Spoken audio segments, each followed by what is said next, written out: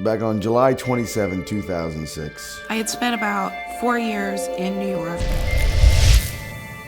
where I had been working as an architect. Remember seeing the car, as big as day. We had gotten involved with some friends of mine in long-distance biking. I was on a motorcycle and had a collision with a car. And that's when I was rear-ended by a car. Woke up in the helicopter. I don't remember the accident, Couldn't move, got to the hospital. but I don't remember much until about a month later. No motor function in the upper limbs, and no sensation from the chest down. I can't put anything anywhere. I can't write a note. Those teeny little things are too difficult. Only movement in my arms, shoulders, neck, and my head is what I found it to be. If you haven't experienced a disability, you can't imagine what limitations those are to your life.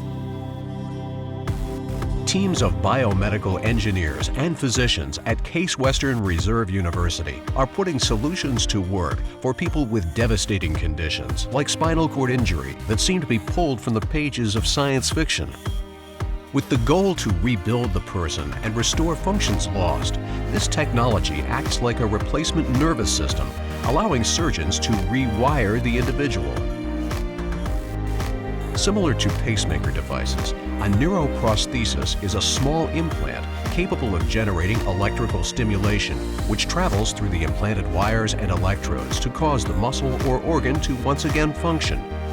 Based on decades of discovery and research, these devices are fabricated by hand in a clean room environment and can remain in the body permanently, restoring functions like hand grasp, cough, posture control, bladder and bowel control, standing and walking functions.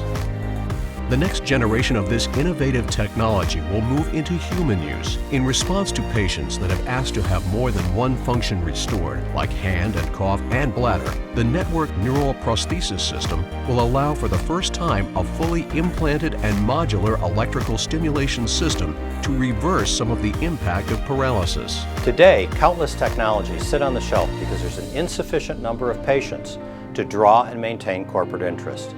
To us, it would be a true failure if those technologies failed to get into the hands of patients.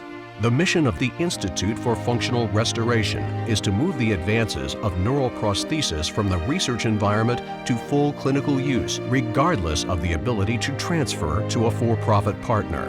We believe as a research university that we have an obligation to make sure that this work is available to the people who need it most.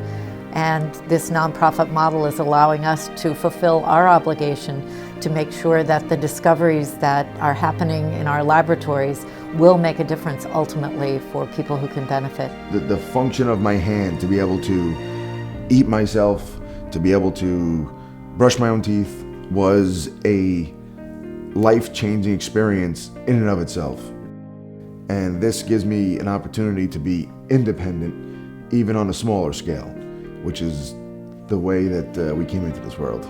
Now when he's out, he's able to hold his fork and hold his glass, and so having this device just makes him able to do that much more and be more independent. It would give me the opportunity to blossom back out to a lifestyle where I'm not constantly dependent on my family, and we all get to get back to the rhythm of our lives, but also have our times where I know that I'm not going to need to call someone at the drop of a hat. I'll be like the $6 million man, running.